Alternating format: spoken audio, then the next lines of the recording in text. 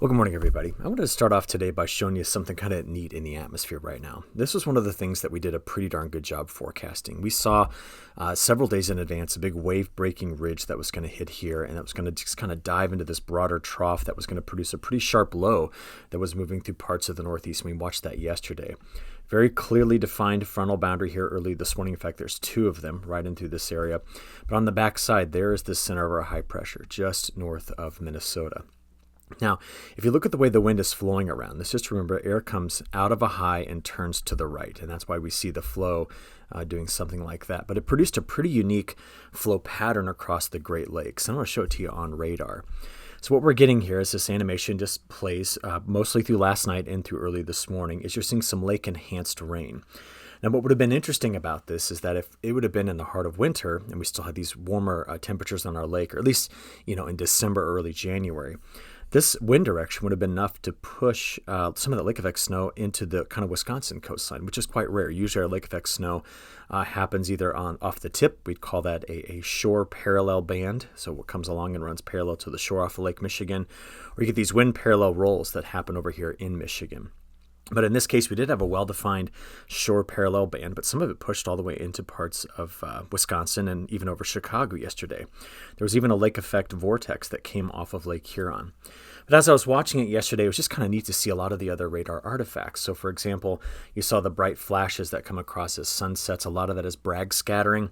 So this is where the changes in the index of refraction, mostly due through changes in humidity when the sun sets, really show up well on the radar. Also, you can see there's bugs in this, and there's some birds in this as well. But there's also some other neat radar artifacts, like this beam right here. So what you're getting on this weather webpage from the College of DuPage, which is in Chicago, is actually the raw radar data. Most times when you get your app, this is all filtered out because it adds a lot of confusion. I mean, throughout my professional career, the number of times I've been asked, why does it always rain here or here, is a question that's easily answered. That's because you're not seeing rain. That would be just ground clutter, generally what we call a non-meteorological echo that is near the radar. And it's again, a product of the things I just mentioned to you, but this is not. This is kind of an interesting bit on the radar. I want to talk to you about what that is. So this is the radar. This is Marquette. So if you just go have a look at it here, we can kind of find this. So the National Weather Service in Marquette is here, and that is the radar. So inside of this is a 30-foot wide dish, and it is spinning and broadcasting a signal. It is not a continuous radar, so it blasts a signal and then listens for about 1,000 times longer than it sends out the signal. So the signal goes out for a microsecond, and it listens for a millisecond. And what it's listening for, not really listening, but what it's watching for is echo to come back off of targets. Now, the radar sticks up really high to get above the tree line and above most buildings, but in this case, something odd is going on with that beam right there, and I'm going to show you what it is. So if we come back in here and zoom out just a hair, we know that it was off to the south and east that we had that interesting feature. And if you slide down here, see this here? You slide down right to this direction, you'll see this. Let me kind of pull it up here. There's a water tower. Now, normally water towers block beams. They block the beams. But in this case, it appears that sitting on top of this water tower, and I'd have to get someone to confirm this for me that lives here, but there must be some sort of signal broadcast from this, probably a cell phone tower. Turns out your cell phones operate at a very similar signal to the radar. In other words, they both operate in the microwave portion of the electromagnetic spectrum, and I believe that is a cell phone repeater or dish. I don't know what they're called, but something right there on top of it. And that is what is giving you this very odd, bright shot on the radar here. So in other words, the radar is looking at that and seeing a signal coming back at it that's almost continuous. So it's like, oh, there just must be rain over here. That's the way it gets interpreted. If it was a fully blocked beam, you would see, watch this again down here. Maybe this radar, I think, had a blocked beam. There you go. See, it would look like that. See how there's nothing in there? So I thought I'd point that out to you today, just kind of a neat thing to look at here on radar. Bigger picture, this was as the sun was setting last night. You can see that low curling up here, the higher pressure building behind it. We had a very interesting mid-level cloud field that is ripped across, produced a beautiful sunset last night. I don't know. I live in Champaign, Illinois, just outside of it actually, and it was incredible to watch last night. We had some dust in the sky from harvest, and we had this cloud deck that the sun's rays could bounce off the bottom of, and it was just brilliantly orange and red, absolutely stunning. Out farther to the west, let's go have a zoom-in view on the west. We can see more of the wildfires. I think we're about 7.5 million acres burned this year versus about 2.5 last year. So much different year in terms of wildfire activity.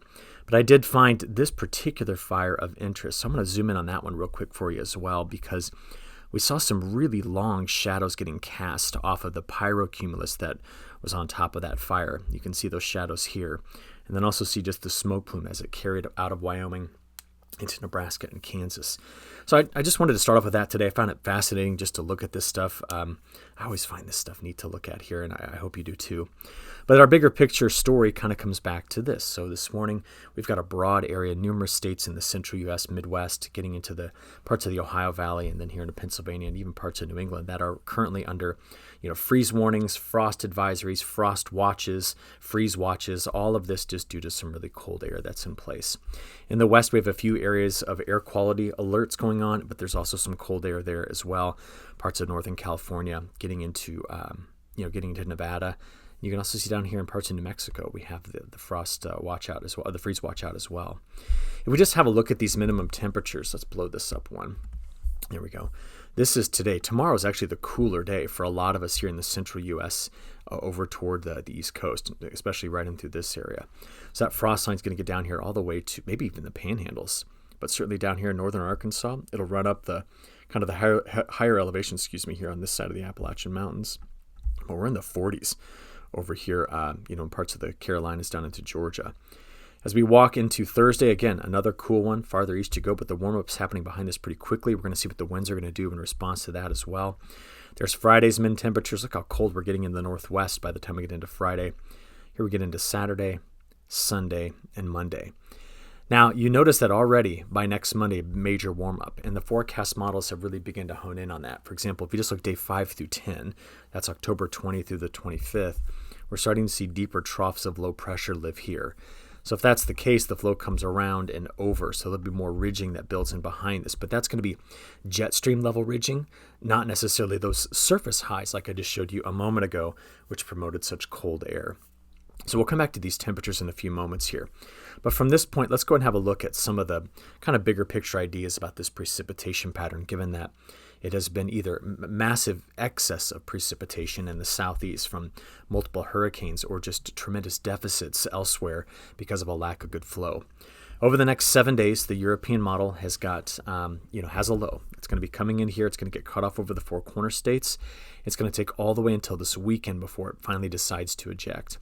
And I will be watching a corridor in through here for the risk of some strong storms as it does. But the reality is that if you're anywhere outside of this system or in the Pacific Northwest, the pattern is very, very dry.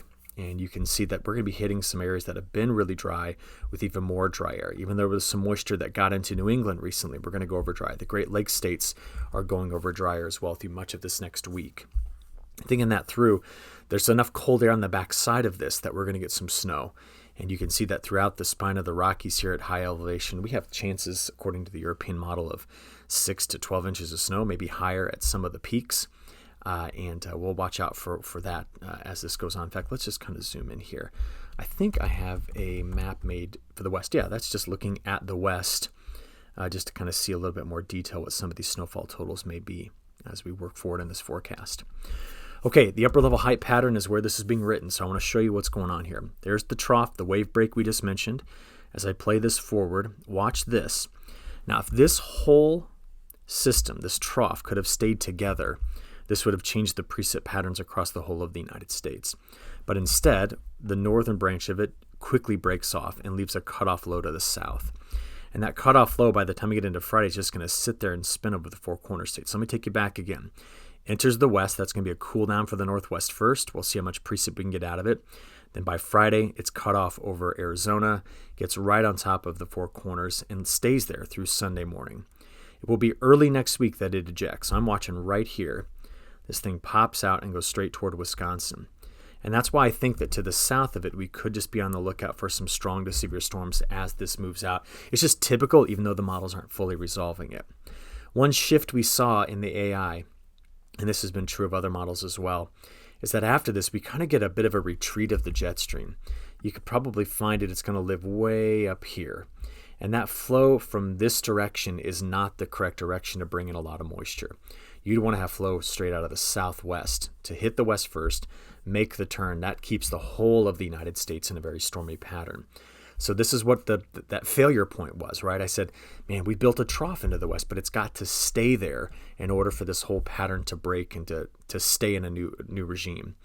So we just played out there a bit farther, and there's still some signal that the pattern is not where it was. Remember where it was. Deep lows here that came here and just lived and then made the turn, leaving big ridges in place here. We kind of see hints of that, but this is not characteristic of the pattern we've been in. So let's take all of it and kind of build it into a bit of a story here. I've got 5 different forecasts for you: the European model, the artificial intelligence, the GFS, the WPC, and the NBM. They all look very similar. And where they're placing some of the precipitation, we'll just kind of focus here on the, in fact, let's just open this image on the WPC. And so some moisture into the plains out of this low that's going to eject early next week. A lot of this is going to be snow back in the Rockies. We still have some more lake enhancement going on here, as we just talked about, but most of the rest of the country is going to be on the drier side of average. I do want to let you know that there are some stronger winds in this. So if you just take a look at this forecast, we've got winds building in the plains this week. And you can see here we're expecting, winds gusts by the end of this week topping off there at 40 to maybe 50 miles an hour at times. Remember, the GFS is our more aggressive of our forecast model on these winds. But we're looking at some really windy conditions as this system begins to take shape and live here by the end of the week. With high pressure here, we're just going to increase that pressure gradient on the backside, and that's where those stronger winds are going to come from. So let's flip models. I'd like to show you the European now. So we start this off early this morning. You can still see the scattered showers and cloud cover here. There's that high pressure cell we talked about. That low clears the east, and here comes the next system. So that frontal boundary hits the northwest later tonight, spreads across parts of Idaho, into parts of Nevada, and high elevation here in Montana, putting down some snow by Thursday. There's the pressure gradient. So you see the high is here. You can just look at them. 1, 2, 3, 4, 5. Look at that. That's a change in pressure of about 1,020. That's a 20 to 30 millibar change in pressure over just a few states, which is going to drive that really strong wind in this area Wednesday night getting into Thursday. It'll still be there through Friday. The low is now curling itself up over the Four Corner states. High is just dominating this part of the United States. Then we just watch Saturday into Sunday when the low tries to leave. And I'm watching right here. Do you just see this feature coming out? And that is where I just think we need to watch on the back side of it, the southern side of it, for the risk of strong to severe storms. Meanwhile, the next low hits the northwest. But what I thought we'd be seeing a bit more of is these troughs digging deeper into California. They just aren't yet. So the flow staying way up here in Canada. You can almost just see where the cutoff's going to be, where there's warm air versus cool, and the snow that'll be on the northern side of this as the system plays out, midweek next week. Now, you did notice if you were watching down in the southeast, okay, keep an eye down here. There's something coming up over the Bahamas, but never makes it. It just kind of gets pushed back out here, staying on the western side of Bermuda. And what's going on there is that the National Hurricane Center has given a 60% chance to the development of a tropical system. They're also watching that same area we've been talking about. They've given a 30% chance of some development here on the western side of the Caribbean. But if you watch these animations of the low pressure center tracks, let it reset here, you'll notice that whatever this is, it can't get much closer than that because of this large blocking ridge that's in place. So you just notice that overall the flow is just taking this thing and splitting it off. And that's important to understand simply how, given how many systems we've had in the southeast as of late. Okay, so from there, let's come back to a discussion on precip. Over the next 10 days, who is the driest? Well, it starts in the lower Mississippi River Valley, moves over into parts of the southeast. I doubt you'll get any complaints in this area given the sheer amount of cleanup that is going on from those hurricanes. But the dryness that's extending here into the Midwest, and it's also here in parts of the Canadian Prairie, is of great importance as well. So the wetter areas are where the low comes in and sits and spins and then tries to eject. So it's this region in through here that we're going to see on the wetter side of average. So again, what's the map? It's the chance it's staying under 1/10 of an inch for the next 10 days. Here's the chance it's staying under 1/2 inch for the next 10 days. So this is still a relatively drier pattern, and that's why I was just wanting to be cautious last week when we saw this system coming in to not allow ourselves to think that it was going to be a full drought breaking type system. It's just not. You look out there into week 2. Here the models are across the top. So the CPC, the European Ensemble, the Artificial Intelligence, and the GFS. We're starting to just see them all kind of coalesce into a similar idea. What I am anxious to see is if the CPC is picked up on the signal properly. Notice how much they're calling for above average precip in California. I'm not seeing it very well in some of the other models. I'm waiting on getting a true signal of a West Coast trough really becoming established before we kind of make that full call. Now, the temperature pattern is suggesting that it could, and so let's make a case out of that. This is the next 7 days of frost, so this has been something we've talked about extensively. Let's take a look now at the high temperatures. So here's today's highs, getting into tomorrow. I mean, it's amazing to think that we could have parts of Montana 20 degrees warmer than Georgia, but that's what we could see here with this warm-up that's happening. That's Thursday. Remember, this is where we're getting very windy in this area as well. Major fire threat, in my opinion. As we get out there to Friday, Saturday, Sunday, that's when the broader warm-up begins to take shape here, which we talked about. So that's the next 5 days. Makes a lot of sense. Here's day 5 through 10 and day 10 through 15. So what I think the CPC is focusing on is that the models are attempting to drop the temperatures in this place. And the only way you can do that is with a trough, right? So I think they're anticipating that trough getting down here farther into California than some of the other models, which are keeping it farther to the north, letting it run along the U.S.-Canada border. If we can get that trough to dig, and we'll watch for that trend in the models, then yeah, that's going to really increase the chances for wetter weather here, make things a bit more volatile in the midsection of the country with temperatures, and we'll get systems to run along the boundary, which could be important for bringing precipitation back up into the central United States. Now, thinking this through, what's different about this pattern is this. This is where we were for most of September and early October.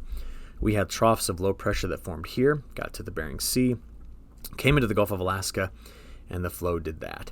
You know how I keep saying, that big blob of warm water that's off of Japan is so important? This is why. It's creating higher heights in this area, which was guiding these systems, and it's still there.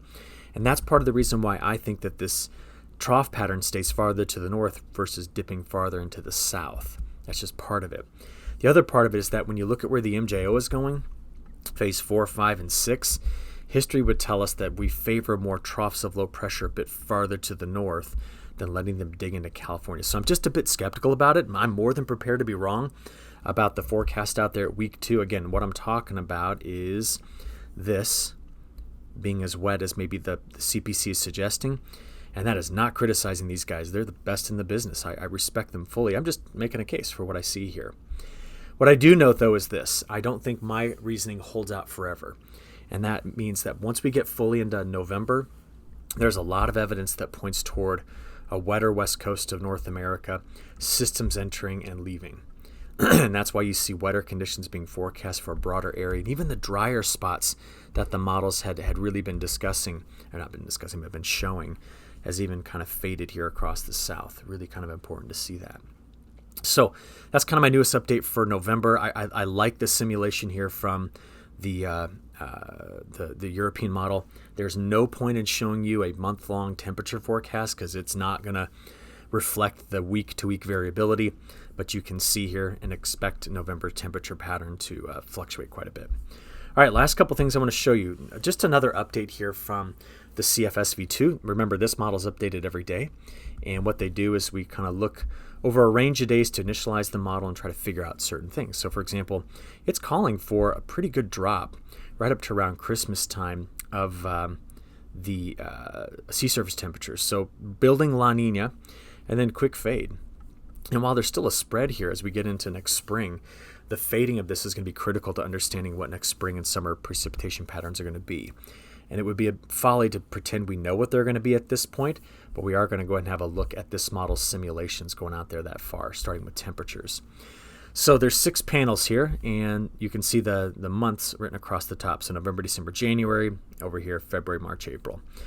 So you notice that as we get into the winter months, we continue to see this model really splitting the United States with more mild conditions south and colder conditions north compared to average.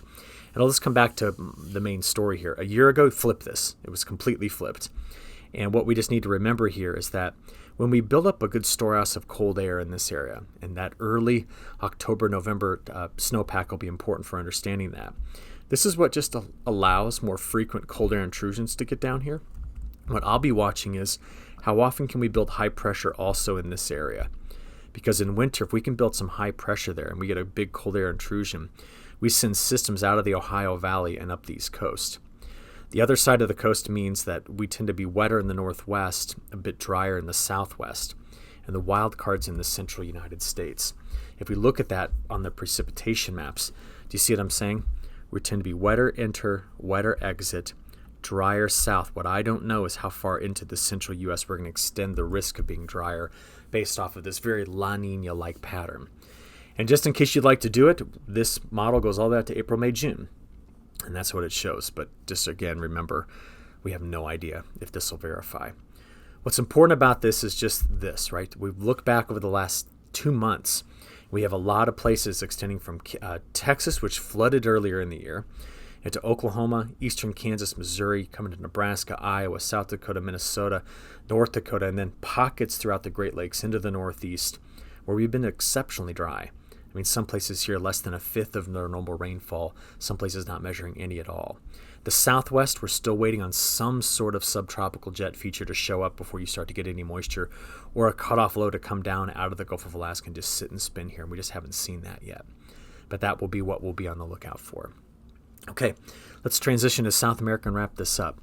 Remember that several weeks ago I made a case that the reason the monsoon was so delayed was the extent of the dry season robbing this area of precipitable water. So the blue does not mean wet. It actually means low values of precipitable water. So any sort of monsoonal flow that tried to get in here off the Atlantic met this dry air, and the dry air took the moisture first. So this was the 1st of September through the 1st of October. This is what's happened since the 1st of October. That dry air has been eaten away. And we've started to see that on satellite. This is what the start of the monsoon looks like. Now, this is just a snapshot. It's not a full animation. But it's a snapshot of where there's been some storms. And this is just the beginning of what we think is going to be a wetter next 10 days or so. So let's go have a look at it. This is the European model 10-day forecast for precip. And this is the GFS. And I'm working on building into agweather.com. All of these maps are made right now. I just have to build all the JavaScript and HTML for you, but you'll be able to look at these very, very soon. So I'm going to stop there. Have a good rest of your day, and we'll just chat again tomorrow morning. Thanks.